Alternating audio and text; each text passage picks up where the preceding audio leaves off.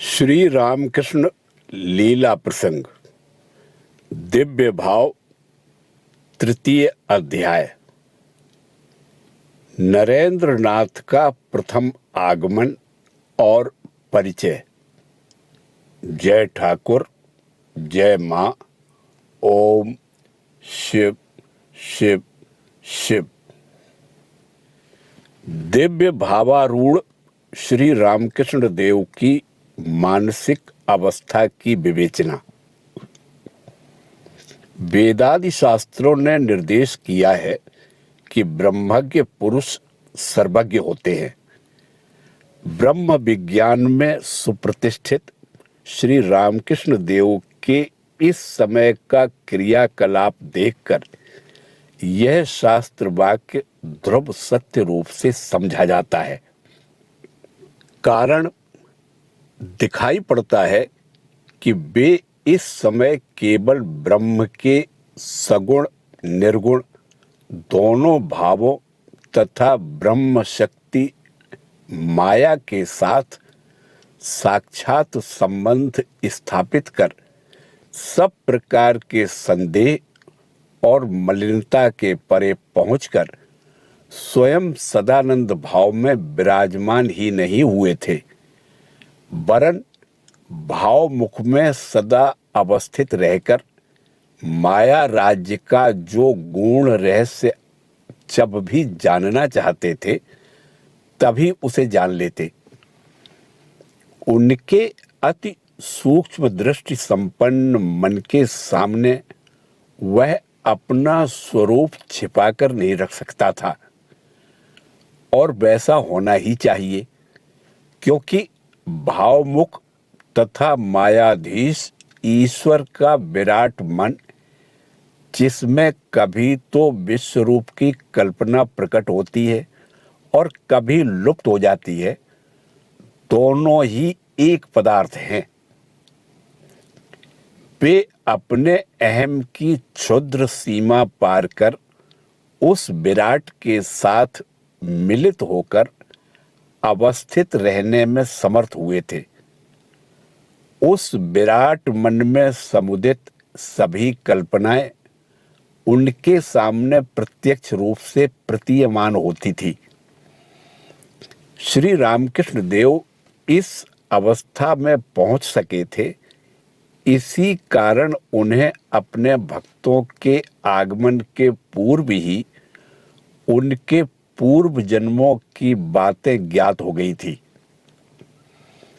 विराट मन की किस विशेष लीला को प्रकाशित करने के लिए उनका वर्तमान शरीर धारण हुआ है, यह भी वे जान गए थे। उन्हें यह भी ज्ञात था कि उस लीला की पुष्टि के लिए कुछ उच्च श्रेणी के साधकों ने ईश्वर इच्छा से जन्म ग्रहण किया है। उनमें से कौन कौन व्यक्ति उस लीला को प्रकाश में लाने में उन्हें अल्पाधिक सहायता देंगे और कौन कौन उसके फल भोगी मात्र होकर कृतार्थ होंगे, यह भी वे समझ सके थे। उन भक्तों का आगमन काल निकट जानकर उनके लिए वे उत्सुकता से प्रतीक्षा कर रहे थे। माया के राज्य के भीतर रहकर इन गूढ़ रहस्यों को जो जान सके थे, उन्हें सर्वज्ञ के अतिरिक्त और क्या कहा जा सकता है। सुरेंद्र के घर पर श्री रामकृष्ण देव और नरेंद्र नाथ की प्रथम भेंट। अपने चिन्हित भक्तों का आगमन काल समीप जानकर दिव्य भावारूढ़ श्री रामकृष्ण देव इस समय उनके लिए किस प्रकार उत्सुकता से प्रतीक्षा कर रहे थे, यह स्वामी विवेकानंद के उनके समीप प्रथम आगमन की बात पर ध्यान देने से अच्छी तरह समझ में आ सकता है। स्वामी ब्रह्मानंद कहते थे, श्री रामकृष्ण देव के समीप उनके स्वयं आने के प्राय समकाल में कलकत्ते के शिमला नामक मोहल्ले के निवासी श्री सुरेंद्रनाथ मित्र दक्षिणेश्वर आकर श्री रामकृष्ण देव का पुण्य दर्शन प्राप्त कर कृतार्थ हुए थे। प्रथम दर्शन के दिन से ही श्री सुरेंद्रनाथ श्री रामकृष्ण देव के प्रति विशेष रूप से आकृष्ट हुए थे और थोड़े ही दिनों में उनके साथ घनिष्ठ संबंध से प्रसादित होकर उन्हें एक दिन अपने घर लेवा ले गए थे। वहां उन्होंने आनंदोत्सव का अनुष्ठान किया था।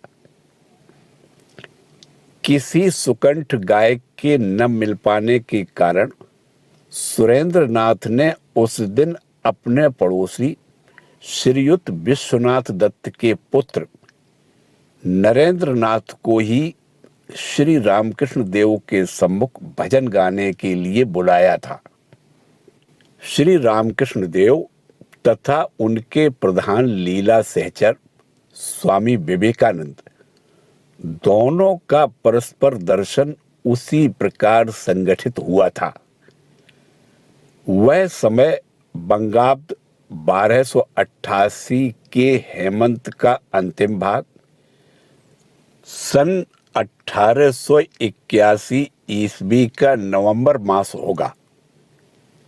नरेंद्रनाथ की आयु उस समय 18 वर्ष की थी तथा वे कलकत्ता विश्वविद्यालय की FA परीक्षा की तैयारी कर रहे थे।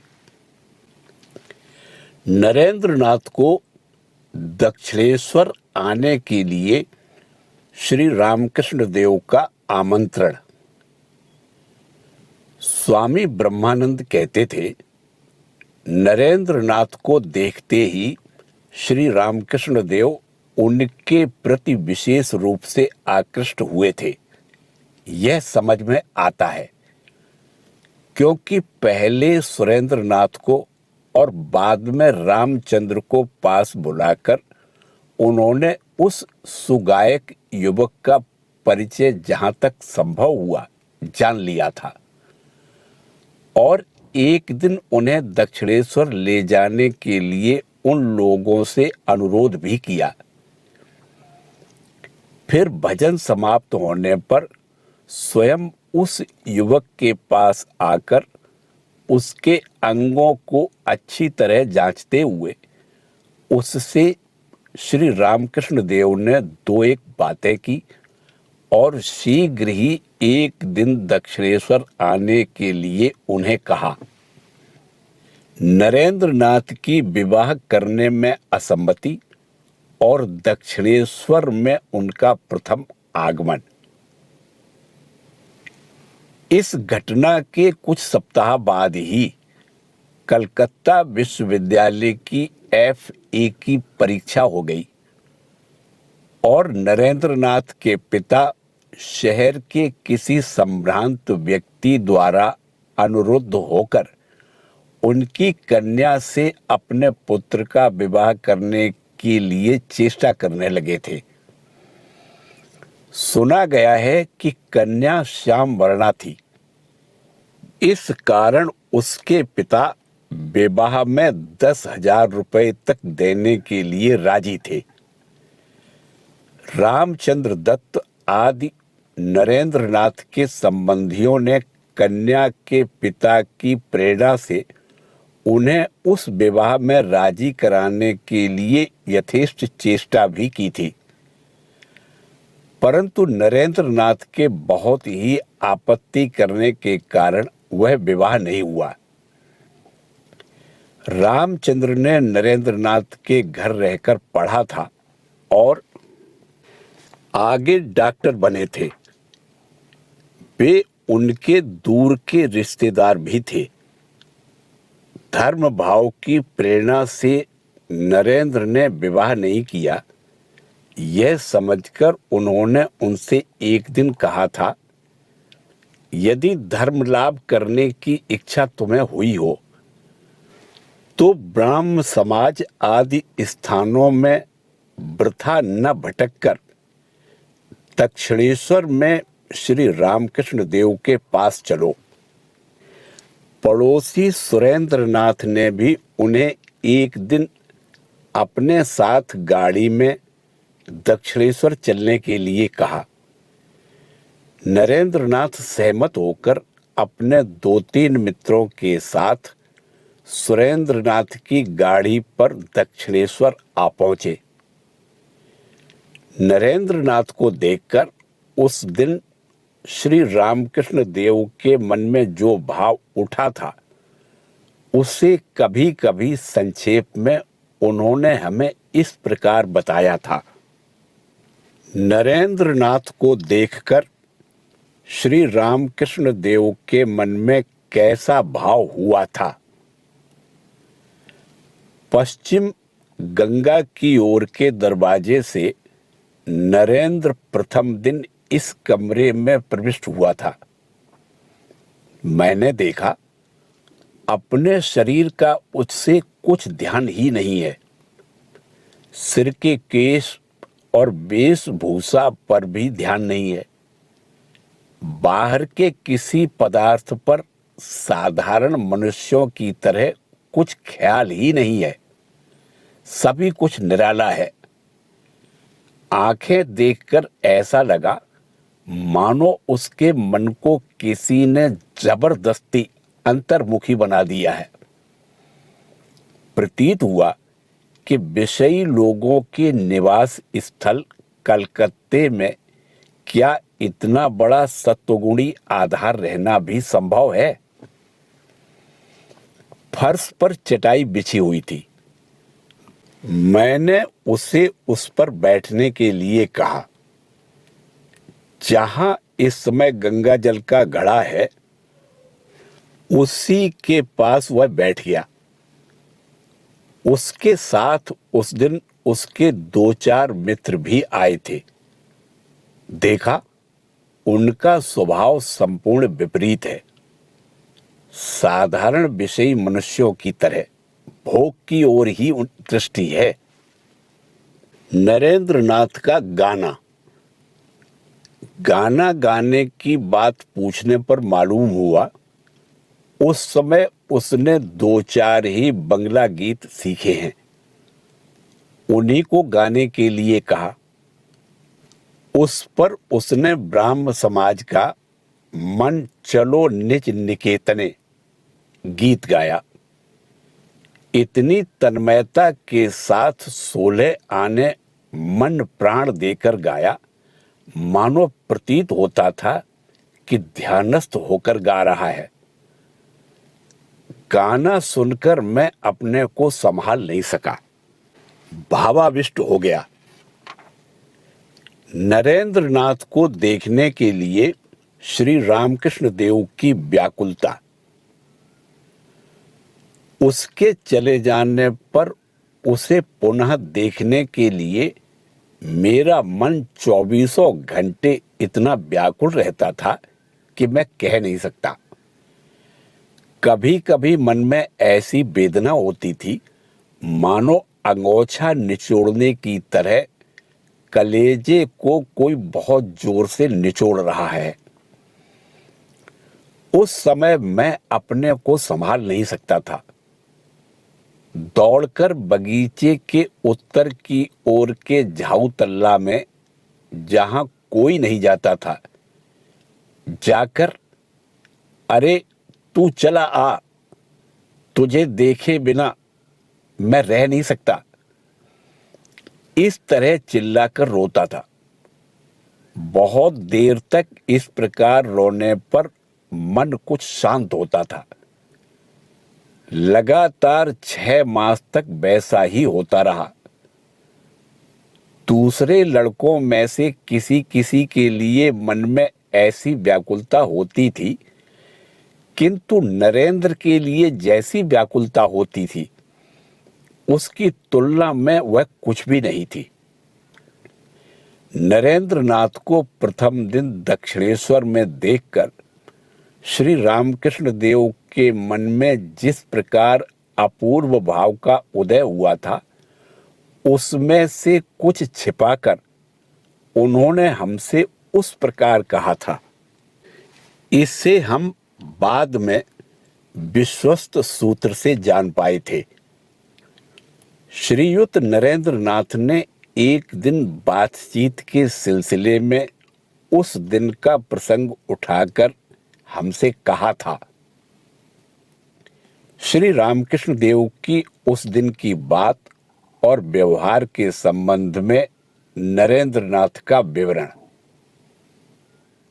गाना तो मैंने गाया, उसके बाद ही श्री रामकृष्ण देव एकाएक उठकर मेरा हाथ पकड़कर अपने कमरे के उत्तर की ओर बरामदे में मुझे खींच ले गए। उस समय शीतकाल था। उत्तरी हवा रोकने के लिए बरामदे के खंभों के बीच बीच टट्टे घिरे हुए थे,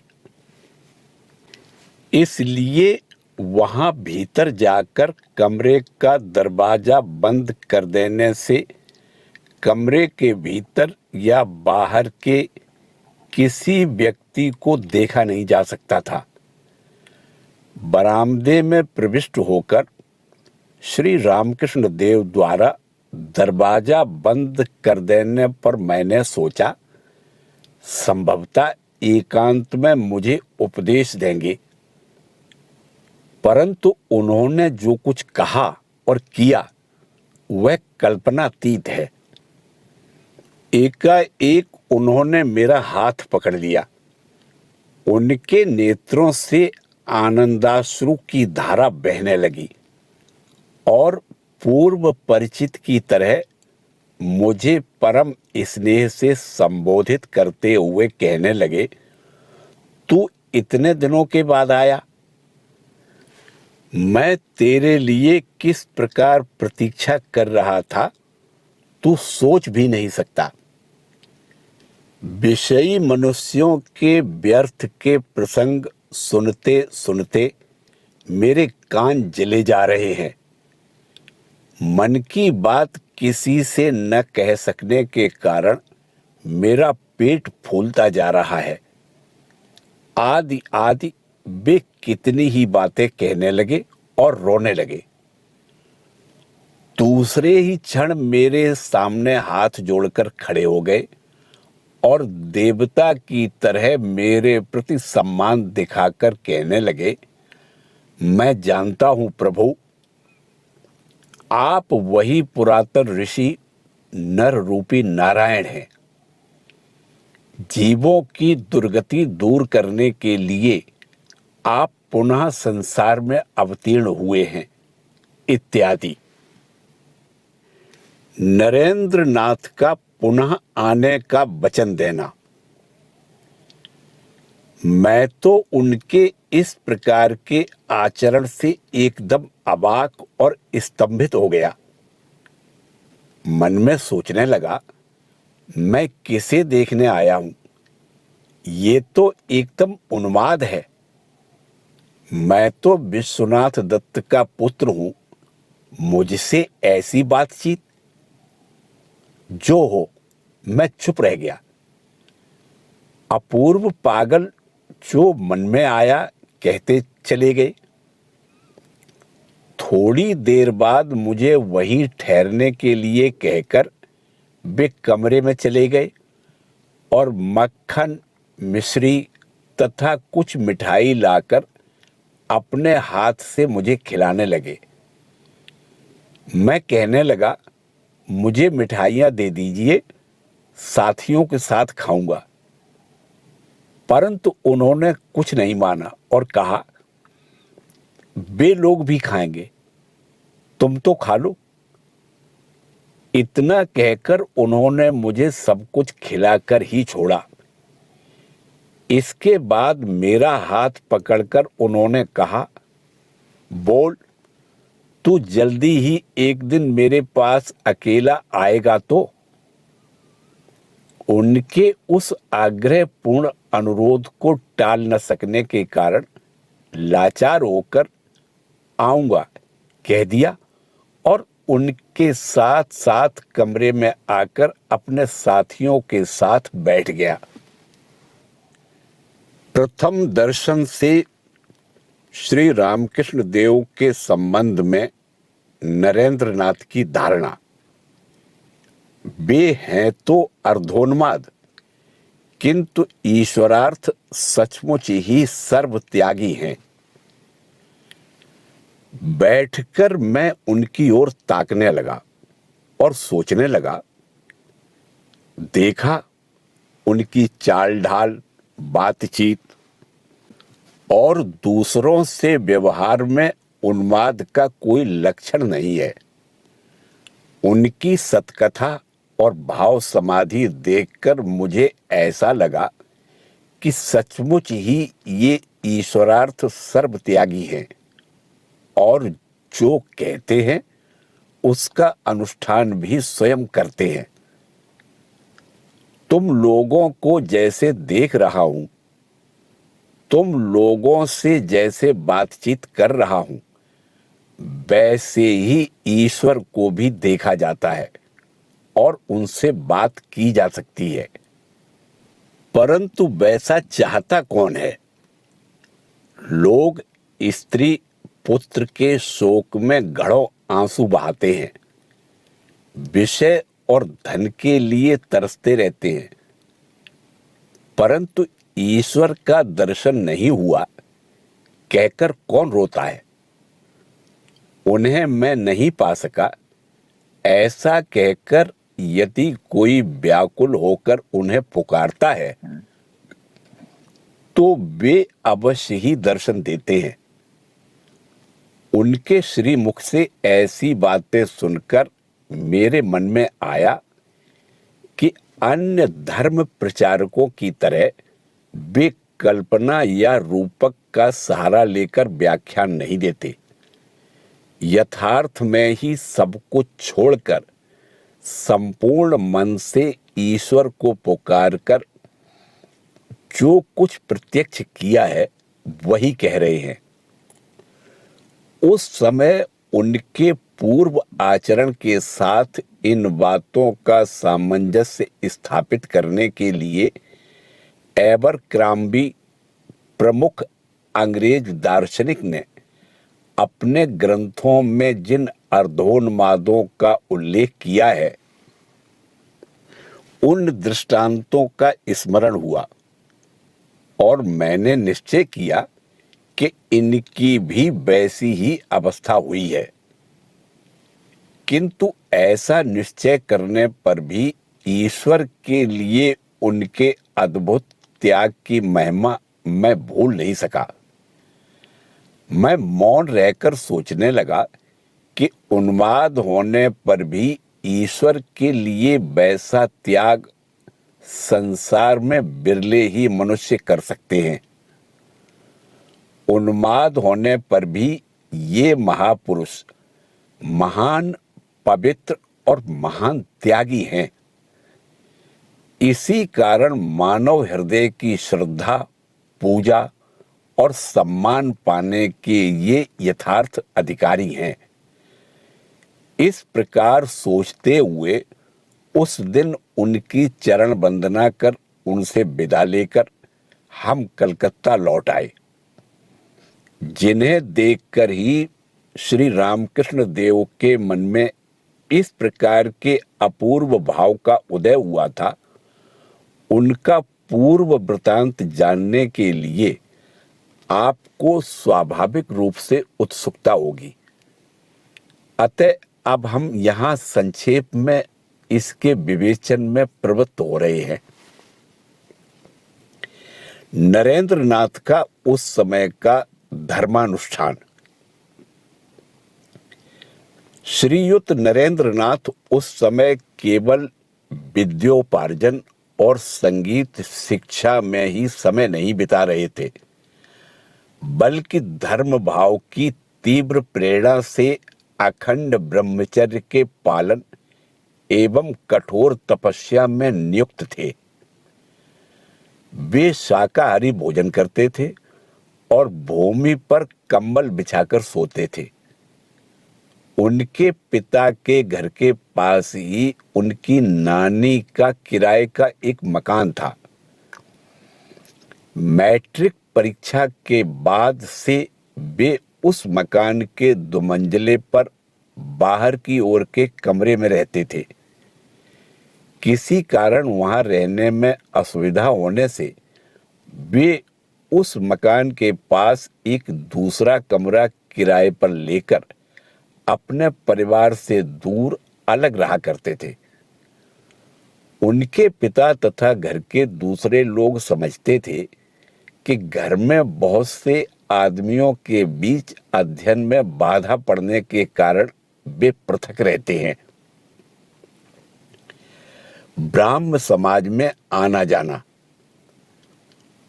श्रीयुत नरेंद्रनाथ उस समय ब्राह्म समाज में भी जाया आया करते थे और निराकार सगुण ब्रह्म के अस्तित्व में विश्वास रखकर उसके ध्यान में बहुत समय बिताते थे।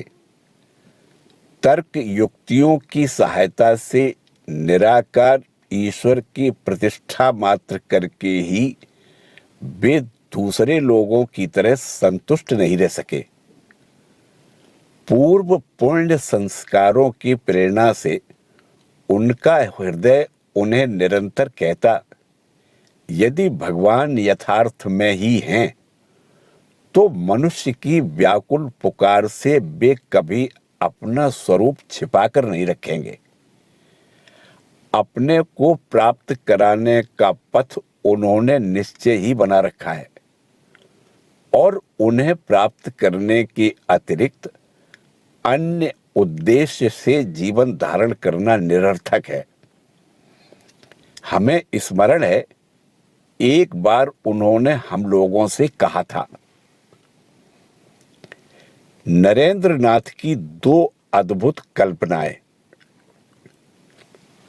यौवन में पदार्पण करने के बाद से प्रतिदिन रात को लेटते ही 2 कल्पनाएं मेरी आंखों के सामने खिल उठती थी।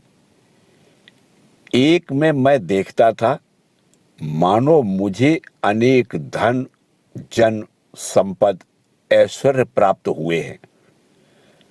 संसार में जो बड़े आदमी कहे जाते हैं उनके शीर्ष स्थान में मैं आरूढ़ हो गया हूं।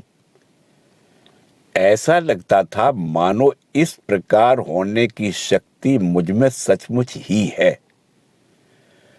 फिर दूसरे ही क्षण मैं देखता था मानो मैं संसार का सर्वस्व त्याग कर केवल ईश्वर की इच्छा पर निर्भर रहकर कौपीन धारण, यदृच्छालब्ध भोजन और वृक्ष के नीचे रात्रि यापन करते हुए समय बिता रहा हूं। मुझे ऐसा लगता था कि मैं चाहूं तो इस प्रकार ऋषि मुनियों की तरह जीवन यापन करने में मैं समर्थ हूं।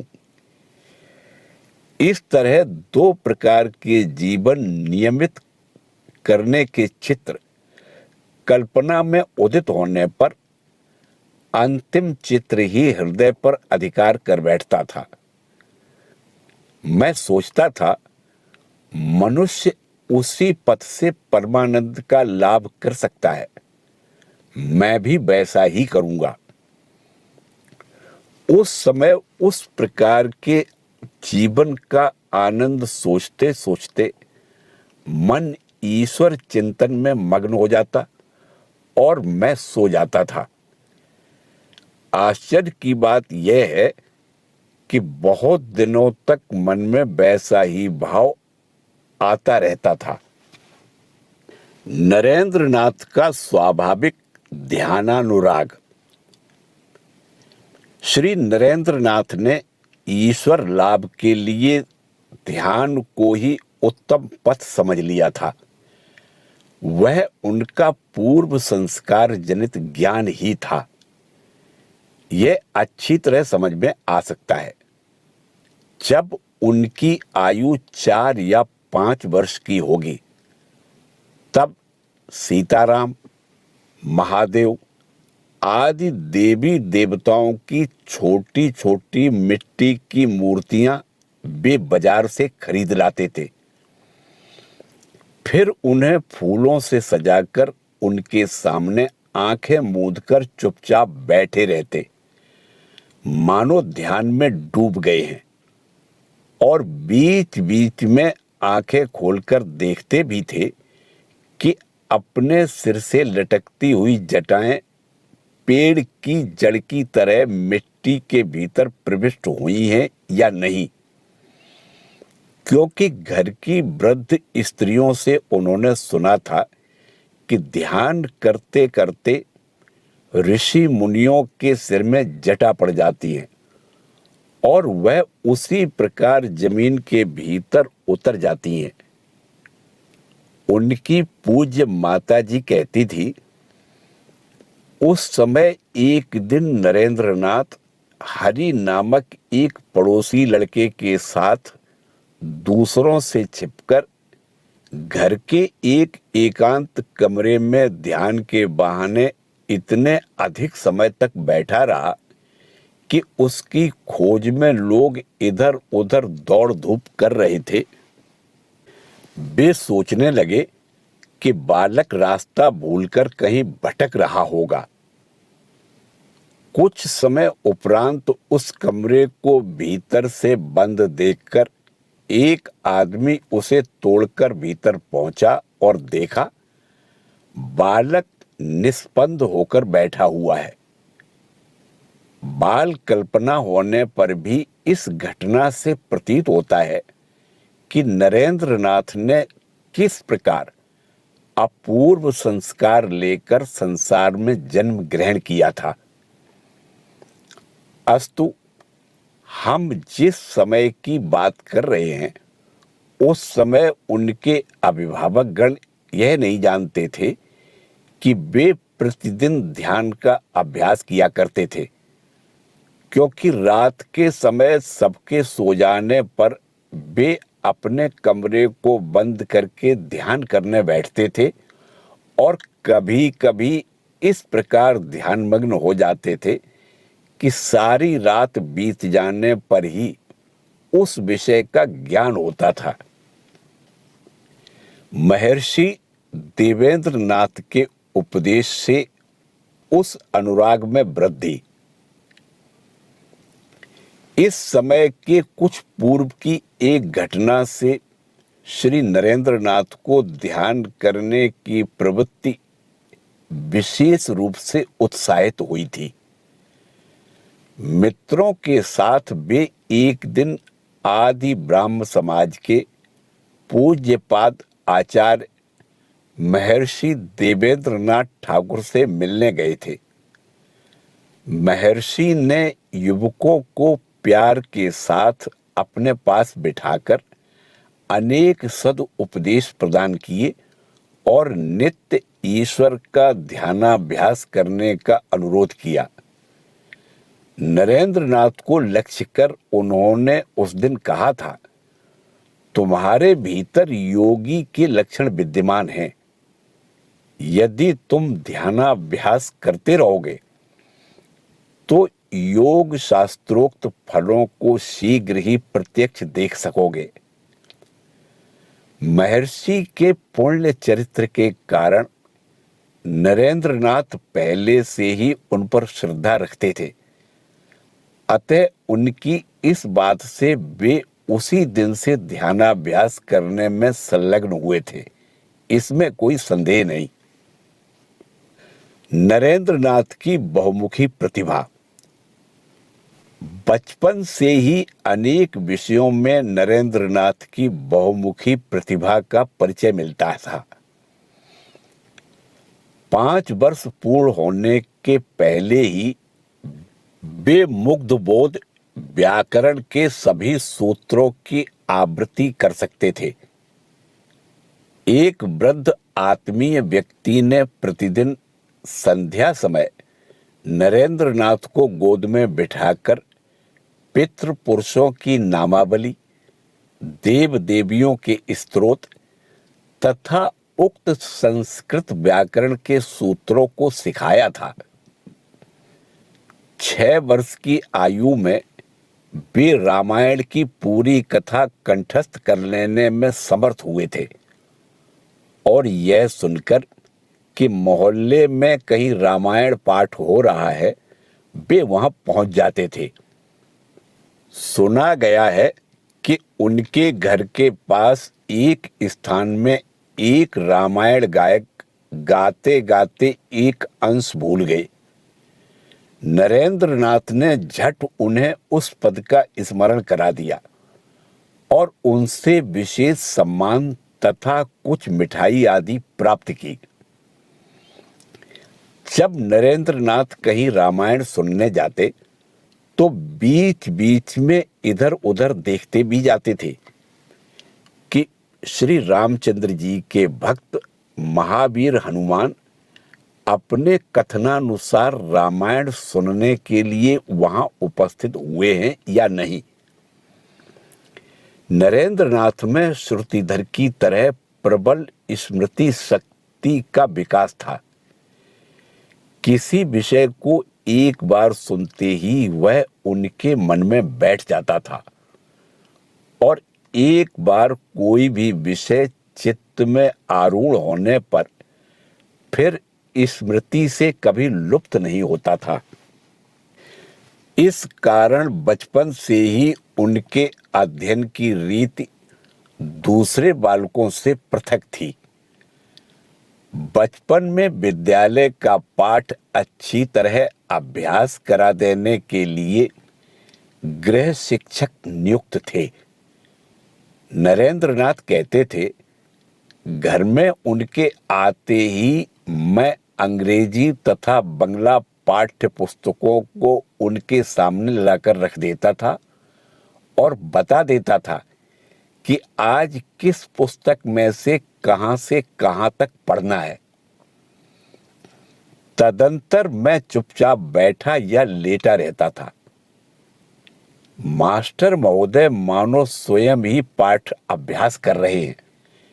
इस ढंग से उन पुस्तकों के कठिन कठिन शब्दों का पदविन्यास, उच्चारण और अर्थ की 2-3 बार आवृत्ति कर चले जाते थे।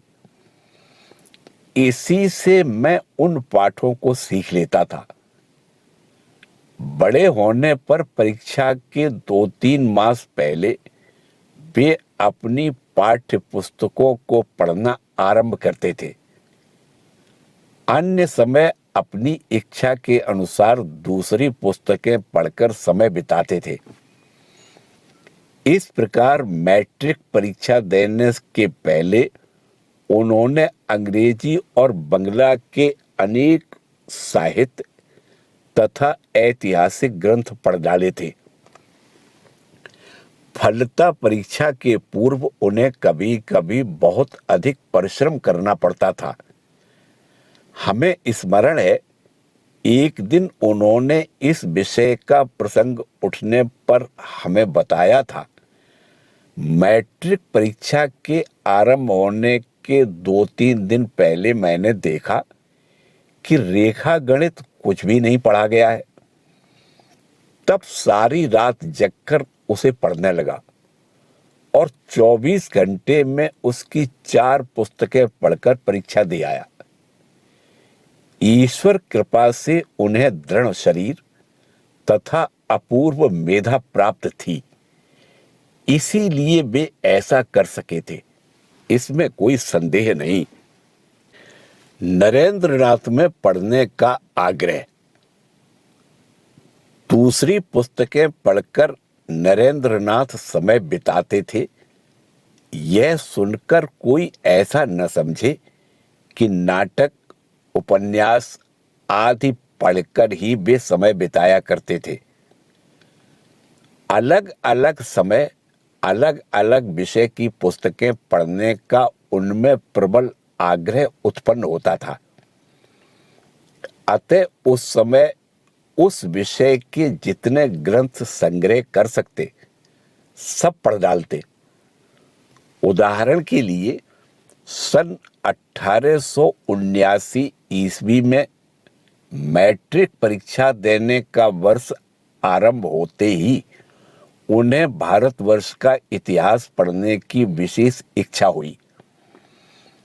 अतः मार्शमैन, एन फिंस्टन आदि ऐतिहासिकों के ग्रंथ पढ़ डाले। एफ.ए. पढ़ते समय न्याय शास्त्र के वेटिली, जेबिन्स, मिल आदि ग्रंथकारों के अंग्रेजी ग्रंथ एक एक कर पढ़ लिए। बीए में पढ़ते समय इंग्लैंड और यूरोप के सभी प्रदेशों के इतिहास और अंग्रेजी दर्शन शास्त्र पढ़ लेने के लिए उनमें विशेष आकांक्षा उत्पन्न हुई थी, आदि आदि। द्रुत पढ़ने की शक्ति। इस प्रकार अनेक ग्रंथों के अध्ययन के फलस्वरूप मैट्रिक परीक्षा देने के समय से श्रीयुत नरेंद्र नाथ की द्रुत अध्ययन शक्ति विशेष रूप से विकसित हुई थी। वे कहते थे, अब से कोई पुस्तक पढ़ते समय प्रत्येक पंक्ति क्रमशः पढ़कर ग्रंथकार का वक्तव्य समझने की मुझे आवश्यकता नहीं होती थी। हर अनुच्छेद की प्रथम और अंतिम पंक्तियां पढ़ते ही उसके भीतर क्या कहा गया है मैं समझ लेता था। शनैः शनैः वह शक्ति परिपक्व होने पर हर अनुच्छेद पढ़ने का भी प्रयोजन नहीं होता था। हर पृष्ठ की प्रथम और अंतिम पंक्तियां पढ़कर ही मैं आशय समझ सकता था। फिर पुस्तक के जिस स्थान पर ग्रंथकार ने कोई विषय तर्क युक्तियों द्वारा समझाया है, वहां यदि प्रमाण प्रयोग की सहायता से किसी युक्ति के समझाने के 4, 5 या उससे अधिक पृष्ठ लगे हों, तो उस युक्ति का आरंभ मात्र पढ़कर ही उन पृष्ठों की सारी बातें मैं समझ लेता था। नरेंद्र नाथ की तर्क शक्ति। गहन अध्ययन एवं गंभीर चिंतन के फलस्वरूप नरेंद्र नाथ उस समय बहुत तार्किक बन गए थे, परंतु वे कभी मिथ्या तर्क नहीं करते थे। जिसे वे सत्य समझते थे, तर्क के द्वारा उसी का समर्थन करते थे, परंतु साथ ही जिसे वे सत्य समझते थे, उसके विपरीत किसी के द्वारा कोई भाव या मत उठाए जाने पर वे कभी चुप नहीं रह सकते थे। कठोर युक्तियों तथा प्रमाण प्रयोगों द्वारा विरुद्ध पक्ष के मत का खंडन कर प्रतिवादी को निरस्त कर देते थे। बिरला ही कोई मनुष्य होगा जिसने उनकी युक्तियों के सामने सिर न झुकाया हो। कहना न होगा कि तर्क में परास्त हुए कुछ लोग उन्हें अच्छी नजर से नहीं देखते थे। तर्क के समय प्रतिवादी की 2-4 बातें सुनते ही वे समझ लेते थे कि वह किस प्रकार की युक्ति से अपने पक्ष का समर्थन करेगा। उसका उत्तर उनके मन में पहले से ही उदित रहता था। तर्क के समय प्रतिवादी को पराजित करने में अपने तीक्ष्ण युक्ति प्रयोग उनके मन में कैसे उदित होते थे, यह पूछने पर एक दिन उन्होंने कहा था, संसार में नए विचार हैं ही कितने। उनका ज्ञान रहने पर उनके स्वपक्ष और विपक्ष में अब तक जितनी युक्तियां दी गई हैं, वे मालूम रहने से प्रतिवादी को उत्तर देने के लिए सोच विचार की आवश्यकता नहीं होती, क्योंकि प्रतिवादी कोई बात किसी भी प्रकार से क्यों न उठाए, वह उन युक्तियों के भीतर आ ही जाएगी। संसार को किसी नए विषय में नया भाव और नया चिंतन दे सके, ऐसे व्यक्ति बिरले ही जन्म ग्रहण करते हैं।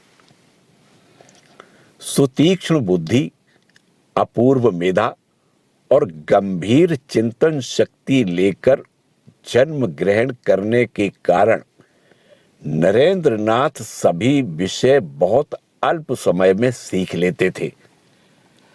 अतः अध्ययन काल में उन्हें स्वच्छंद भ्रमण और मित्रों के साथ खेल कूद करने का पर्याप्त अवकाश मिल जाता था।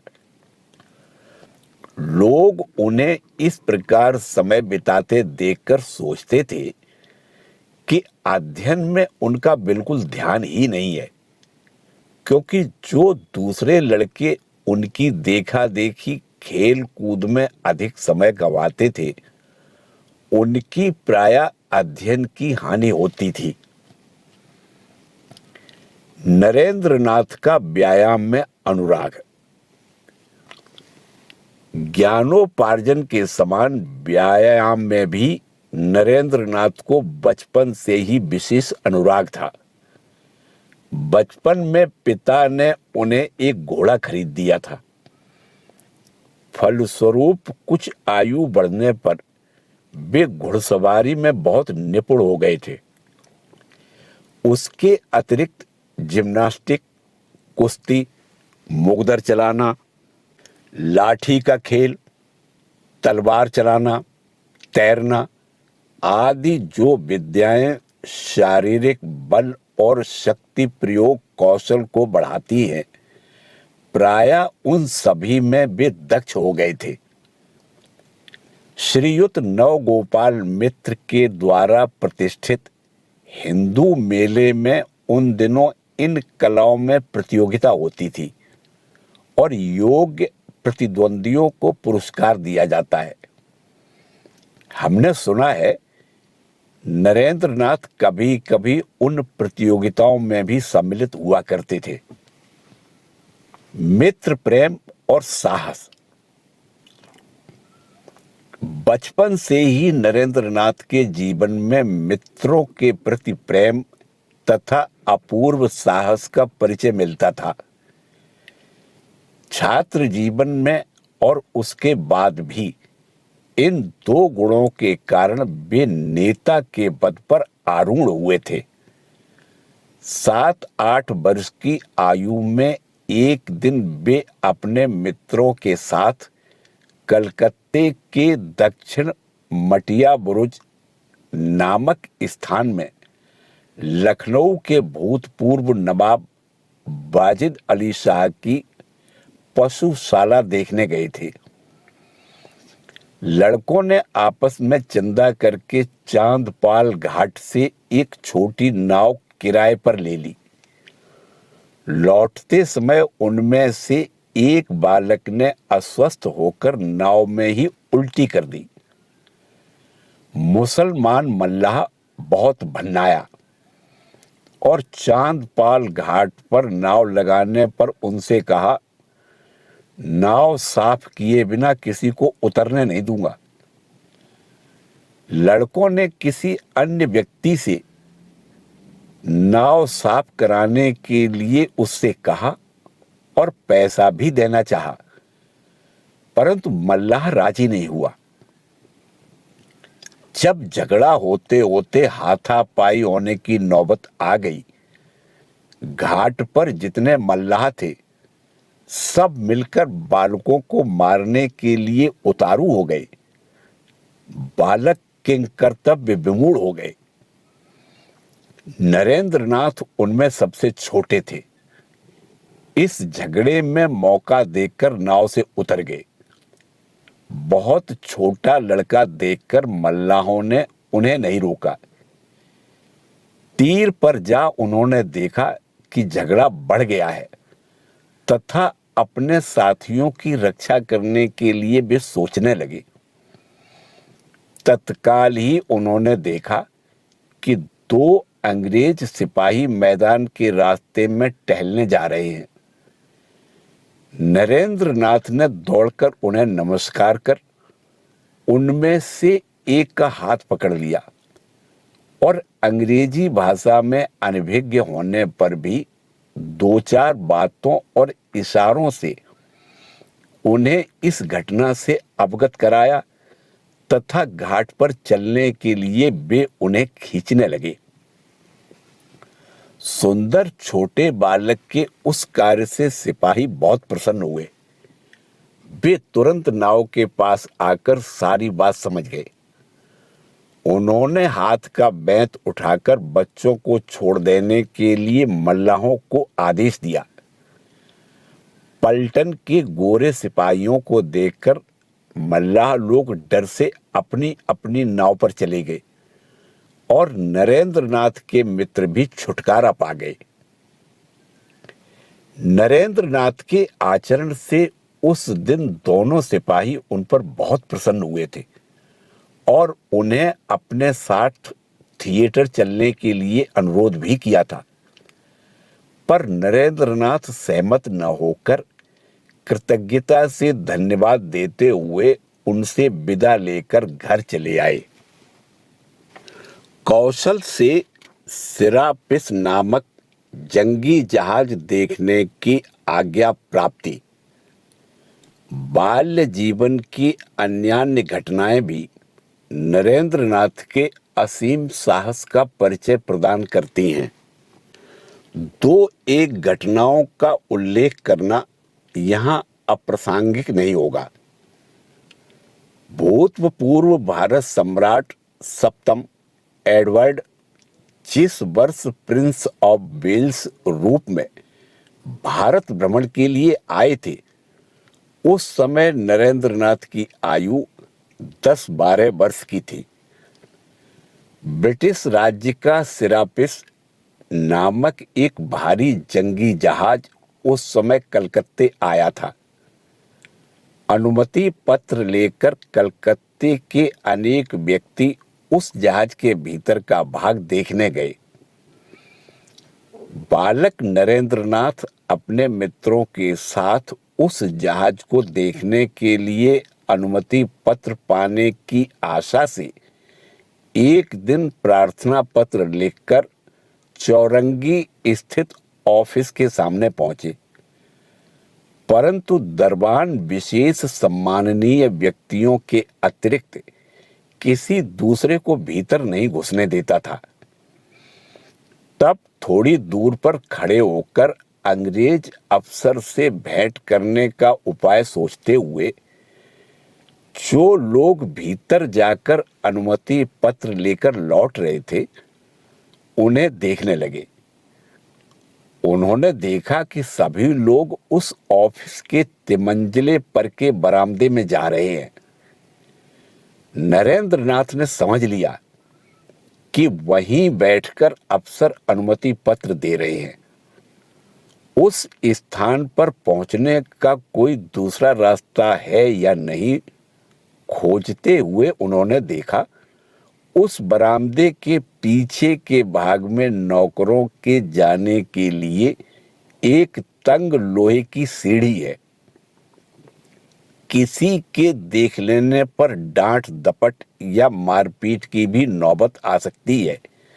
यह जानकर भी साहस पर भरोसा रखकर वे उस सीढ़ी से तिमंजिले पर चढ़ गए और उस अफसर के कमरे के भीतर से बरामदे में पहुंचे।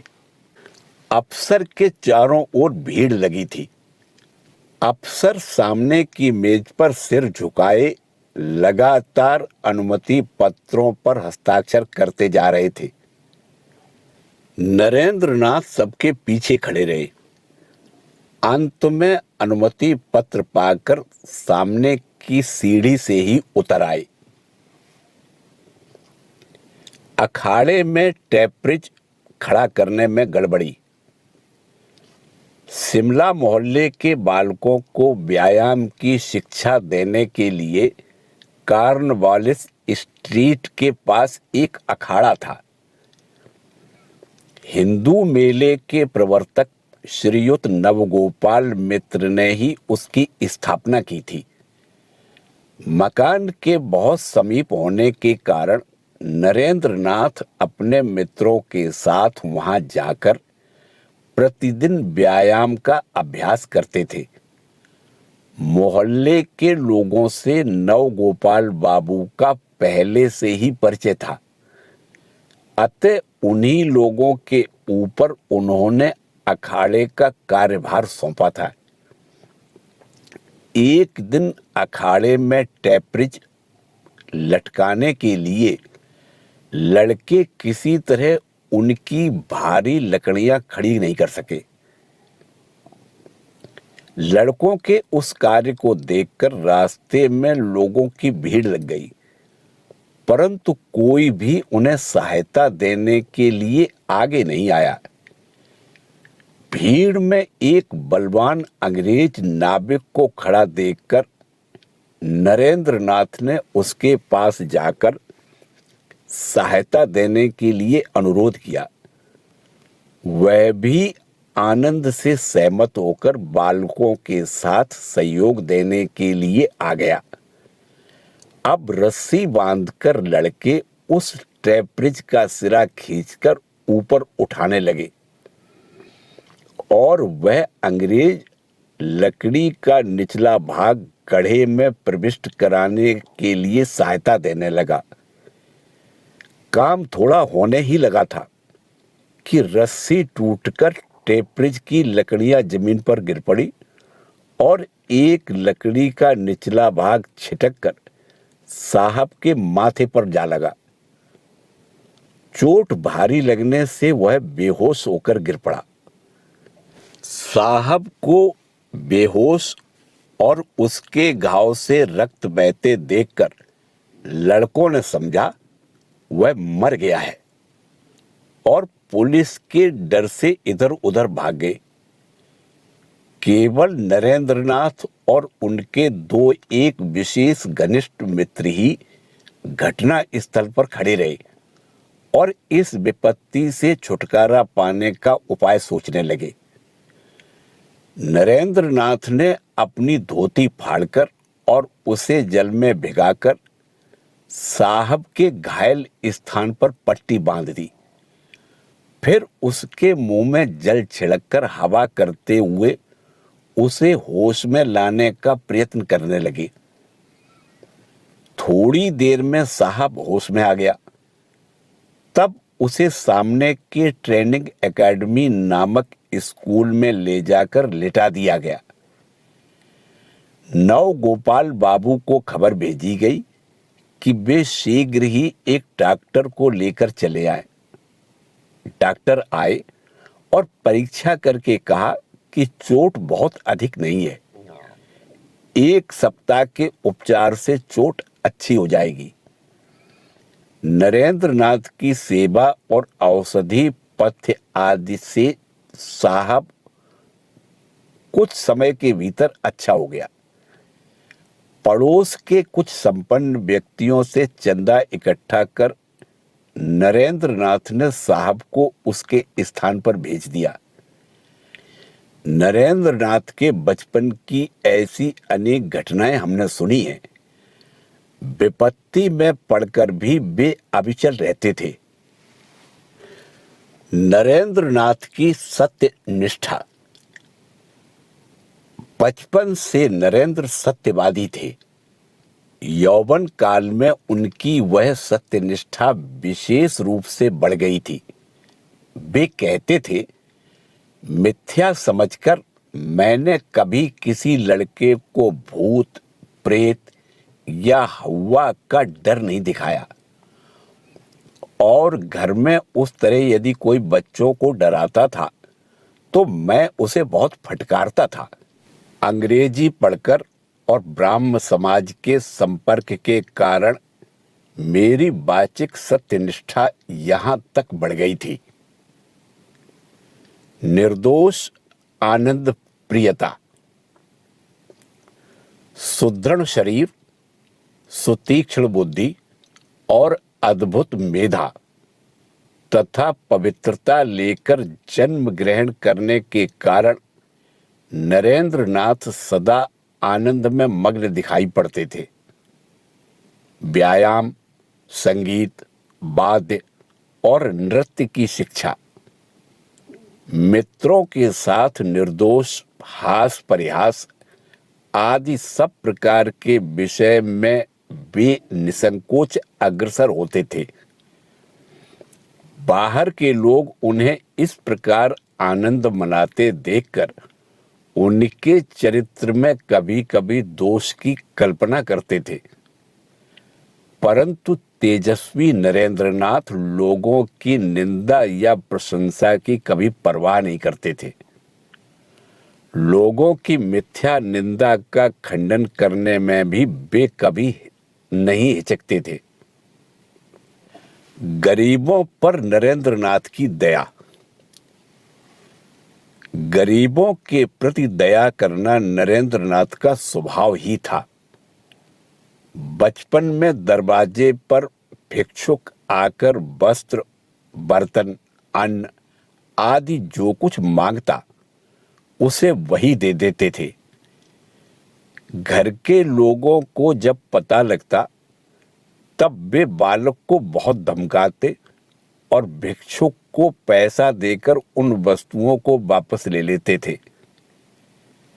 कई बार ऐसा होने के कारण माता ने एक दिन नरेंद्र को दुमंजिले के कमरे में बंद कर दिया।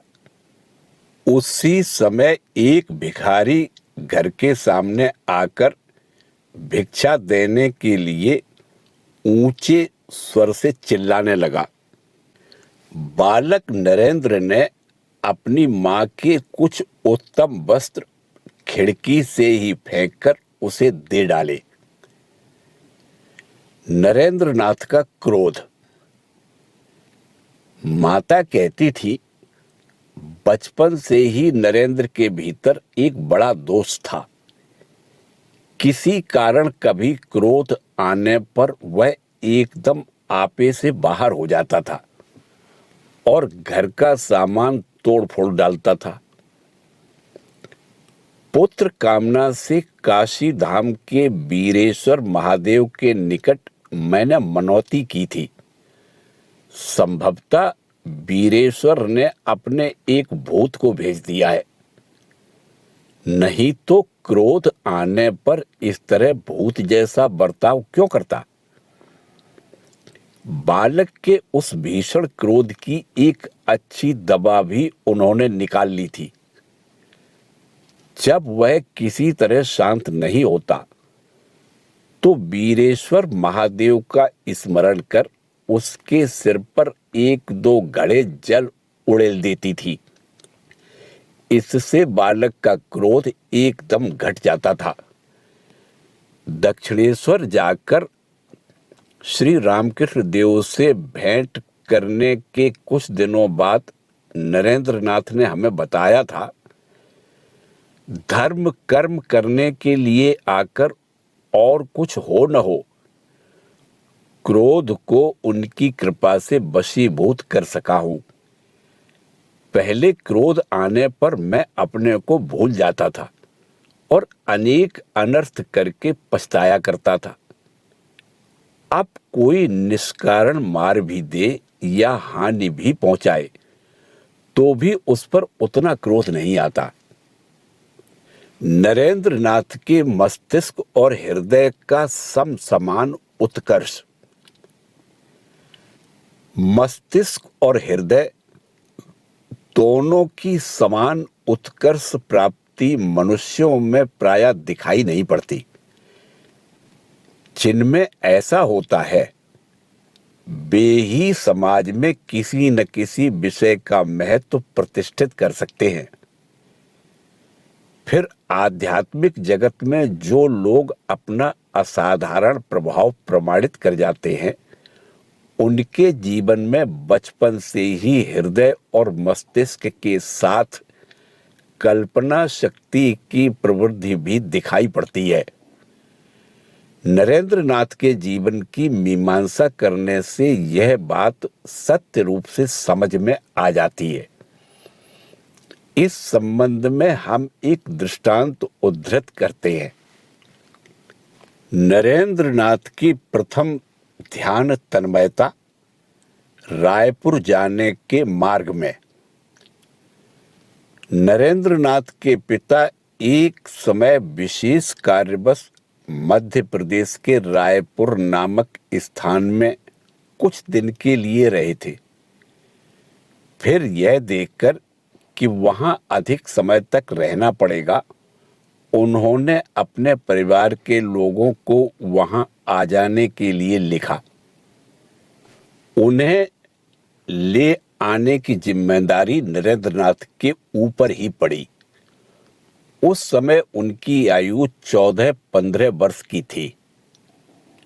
मध्य प्रदेश में उन दिनों रेल नहीं थी, इसलिए रायपुर जाने के लिए हिंसक जंतुओं से पूर्ण जंगलों के बीच होकर 2 सप्ताह से भी अधिक का बैलगाड़ी का रास्ता था।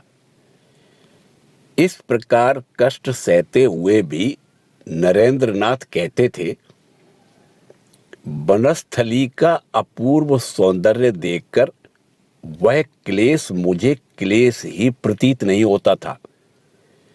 अयाचित होकर भी जिन्होंने पृथ्वी को इस अनुपम वेशभूषा द्वारा सजा रखा है, उनकी असीम शक्ति और अनंत प्रेम का पहले पहल साक्षात परिचय पाकर मेरा हृदय मुग्ध हो गया था। वे कहा करते थे, वन के बीच से जाते हुए उस समय मैंने जो कुछ देखा या अनुभव किया, वह स्मृति पटल पर सदैव के लिए दृढ़ रूप से अंकित हो गया है। विशेष रूप से एक दिन की बात उल्लेखनीय है। उस दिन हम उन्नत शिखर विंध्य पर्वत के निम्न भाग की राह से होकर जा रहे थे। मार्ग के दोनों ओर बीहड़ पहाड़ की चोटियां आकाश को चूमती हुई खड़ी थी। तरह तरह की वृक्षलताएं, फल और फूलों के भार से लदी हुई पर्वत पृष्ठ को अपूर्व शोभा प्रदान कर रही थी। अपने मधुर कलरव से समस्त दिशाओं को गूंजते हुए रंग बिरंगे पक्षी कुंज कुंज में घूम रहे थे या फिर कभी कभी आहार की खोज में भूमि पर उतर रहे थे। इन दृश्यों को देखते हुए मैं मन में अपूर्व शांति अनुभव कर रहा था। धीर मंथर गति से चलती हुई बैलगाड़ी एक ऐसे स्थान पर आ पहुंची जहां पहाड़ की 2 चोटियां मानो प्रेमवश आकृष्ट हो आपस में स्पर्श कर रही हैं। उस समय उन श्रृंगों का विशेष रूप से निरीक्षण करते हुए मैंने देखा कि पास वाले एक पहाड़ से नीचे से लेकर चोटी तक एक बड़ा भारी सुराख है और उस रिक्त स्थान को पूर्ण कर मधुमक्खियों के युग युगांतर के परिश्रम के प्रमाण स्वरूप एक प्रकांड मधुचक्र लटक रहा है। उस समय विस्मय में मग्न होकर उस मक्षिका राज्य के आदि एवं अंत की बात सोचते सोचते मन तीनों जगत के नियंता ईश्वर की अनंत उपलब्धि में इस प्रकार डूब गया कि थोड़ी देर के लिए मेरा संपूर्ण बाह्य ज्ञान लुप्त हो गया। कितनी देर तक इस भाव में मग्न होकर मैं बैलगाड़ी में पड़ा रहा, याद नहीं। जब पुनः होश में आया तो देखा कि उस स्थान को छोड़ काफी दूर आगे बढ़ आया हूं। बैलगाड़ी में मैं अकेला ही था, इसलिए यह बात और कोई नहीं जान सका। प्रबल कल्पना की सहायता से ध्यान राज्य में विचरण करते हुए पूर्ण रूप से तन्मय हो जाने का नरेंद्रनाथ के जीवन में संभवतः यही पहला मौका था। नरेंद्रनाथ के सन्यासी पितामह। नरेंद्रनाथ का पितृ परिचय संक्षेप में देकर हम प्रस्तुत प्रसंग का उपसंहार करेंगे। शिमला मोहल्ले के दत्त वंश की अनेक शाखाएं कलकत्ते में फैली हुई थी। यह वंश कलकत्ते के कायस्थों में बहुत प्रसिद्ध था। धन, मान और विद्या गौरव में यह वंश मध्यम श्रेणी के कायस्थों में अग्रगण्य था। नरेंद्र नाथ के प्रपितामह श्रीयुत राम मोहन दत्त ने वकालत करके यथेष्ट धन कमाया था और अपने बहुत बड़े परिवार के साथ शिमला की गौर मोहन मुखर्जी गली में अपने निजी भवन में सम्मान के साथ रहते थे। उनके पुत्र दुर्गाचरण पिता की विपुल संपत्ति के अधिकारी होकर भी यौवन में सन्यासी होकर चले गए थे। सुना है बचपन से ही दुर्गाचरण जी साधु सन्यासियों के भक्त थे। शास्त्र का अध्ययन कर वे थोड़े समय में ही विद्वान पंडित हो गए थे। विवाह करने पर भी उन्हें गृहस्थी में आसक्ति नहीं थी। निजी बगीचे में साधुओं का सत्संग करते हुए उनका अधिक समय बीत जाता था। स्वामी विवेकानंद कहते थे, उनके पितामह शास्त्र की मर्यादा रखते हुए नवजात पुत्र का मुख देखकर ही घर छोड़कर चले गए थे।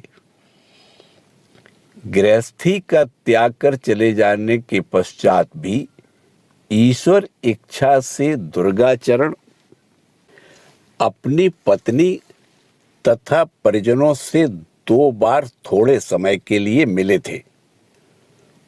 उनका पुत्र विश्वनाथ जब 2-3 वर्ष का था, तब उनकी पत्नी अपने परिजनों के साथ संभवतः उन्हीं की खोज में वाराणसी आकर कुछ दिन अवस्थान कर रही थी। उन दिनों रेल नहीं थी। संभ्रांत वंश के लोग प्रायः नाव से ही वाराणसी आते थे। दुर्गाचरण की पत्नी भी नाव पर आ रही थी। रास्ते में एक दिन शिशु विश्वनाथ गंगा जी में गिर पड़ा। उसकी माता ने ही सबसे पहले उसे गिरते देखा। देखते ही बचाने के लिए वे जल में कूद पड़ी। अनेक प्रयत्नों के बाद अचेत माता को जल से नाव पर उठाने के समय दिखाई पड़ा कि वे अपने पुत्र का हाथ उस समय भी दृढ़ता के साथ पकड़ी हुई है। इस प्रकार माता का अपार स्नेह ही उस दिन विश्वनाथ की प्राण रक्षा का कारण हुआ था। वाराणसी पहुंचने पर दुर्गाचरण जी की धर्मपत्नी प्रतिदिन विश्वनाथ दर्शन के लिए जाया करती थी। वर्षा के कारण एक दिन रास्ते में कीचड़ होने से मंदिर के सामने वे गिर पड़ी। एक सन्यासी वहां से जा रहे थे। तुरंत वे आए और यत्न पूर्वक उठाकर उन्हें मंदिर की सीढ़ी पर बिठा दिया। उन्होंने उनसे पूछा कि शरीर में कहीं चोट तो नहीं लग गई। आंखें 4 होते ही साधु दुर्गाचरण तथा उनकी पत्नी एक दूसरे को पहचान गए। सन्यासी दूसरी बार उनकी ओर न देखकर जल्दी से वह स्थान छोड़कर चले गए। शास्त्र की विधि है कि सन्यास लेने के 12 वर्ष बाद सन्यासी को स्वर्गादप गरीयसी अपनी जन्मभूमि का दर्शन करना चाहिए। सन्यासी दुर्गाचरण भी 12 वर्ष के उपरांत एक बार कलकत्ता आए और एक पुराने मित्र के यहाँ ठहर गए। उस मित्र से उन्होंने कह दिया कि उनके आने का समाचार वह घर के लोगों को विदित न करे, परंतु उन गृहस्थ मित्र ने सन्यासी दुर्गाचरण की बात न मानकर गुप्त रूप से उनके घर के लोगों को खबर भेज ही दी। फलस्वरूप घर के सब लोग आकर जबरदस्ती दुर्गाचरण जी को घर लेवा ले गए। दुर्गाचरण जी घर में गए सही, परंतु किसी से बातचीत नहीं की और मौन धारण कर स्थाणु की तरह निश्चेष्ट हो आंखें मूंदे घर के एक कोने में बैठे रहे। सुना है लगातार 3 दिन और 3 रात वे वहां बिना कुछ खाए पिए एक आसन पर बैठे रहे। अनाहार से प्राण छूट जाने के डर से घर के लोग बहुत शंकित हुए। अतः उन्होंने घर का दरवाजा अब बंद न रखकर खुला ही छोड़ दिया। दूसरे दिन सुबह दिखाई पड़ा कि सन्यासी दुर्गाचरण जी घर छोड़कर चले गए हैं। नरेंद्रनाथ के पिता विश्वनाथ।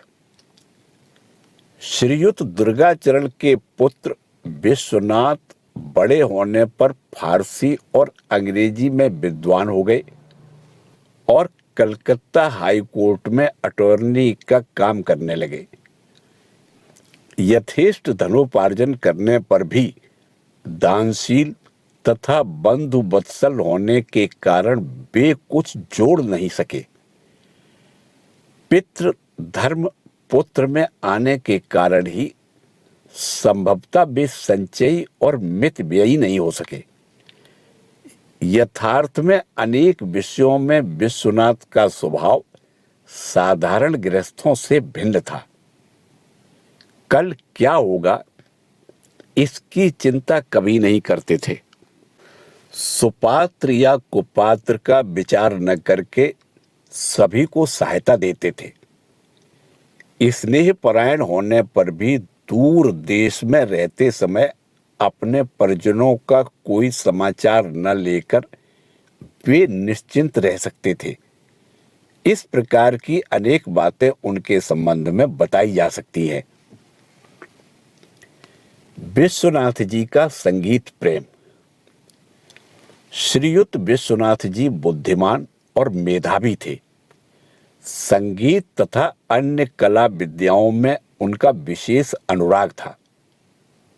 स्वामी विवेकानंद कहते थे, उनके पिता सुकंठ गायक थे और प्राचीन साधकों के संगीत बहुत उत्तम रूप से गा सकते थे। संगीत को निर्दोष आनंद समझकर ही उन्होंने अपने ज्येष्ठ पुत्र नरेंद्रनाथ को संगीत की शिक्षा में लगाया था। उनकी पत्नी श्रीमती भुवनेश्वरी देवी भी वैष्णव भिक्षुक तथा अन्य गायकों के भजन केवल एक बार सुनकर सुर ताल लय के साथ गा सकती थी। विश्वनाथ के मुसलमानी आचार व्यवहार। ईसाइयों की बाइबल तथा फारसी कवि हाफिज की कविताएं पढ़ने में श्रीयुत विश्वनाथ जी को बहुत आनंद आता था। ईसा मसीह के पवित्र चरित्र के 1-2 अध्याय वे रोज पढ़ा करते थे और हाफिज की प्रेमपूर्ण कविताओं में से कुछ कुछ अपने पुत्र तथा पत्नी आदि को भी कभी कभी सुनाया करते थे। लखनऊ, लाहौर आदि मुसलमान प्रधान नगरों में कुछ दिन रहने के कारण वे मुसलमानों के आचार व्यवहार और खान पान के भी अनुगामी हुए थे। रोज पुलाव खाने की रीति संभवतः उसी समय से उनके परिवार में चल पड़ी थी। विश्वनाथ जी की रंग रस प्रियता। श्रीयुत विश्वनाथ एक ओर जैसे धीर गंभीर थे, दूसरी ओर वैसे ही रसिक भी थे। उनके पुत्र पुत्रियों में से यदि कोई गलती करता तो वे कठोर वाक्यों से उसे शासित न कर उसके मित्रों में उस बात को इस ढंग से प्रचारित कर देते कि वह लज्जित होकर फिर वैसा काम कभी नहीं करता। दृष्टांत स्वरूप बड़े पुत्र नरेंद्रनाथ ने एक दिन किसी बात पर अपनी मां से कुछ झगड़ा करके उन्हें एक दो कटु बातें कह दी थी। श्रीयुत विश्वनाथ ने नरेंद्रनाथ को तो कुछ नहीं कहा, पर जिस कमरे में वे अपने मित्रों के साथ बैठा करते थे उसके दरवाजे के ऊपर की दीवार में कोयले से बड़े बड़े अक्षरों में लिख दिया, नरेन बाबू ने आज अपनी मां से ऐसी ऐसी बातें कही हैं।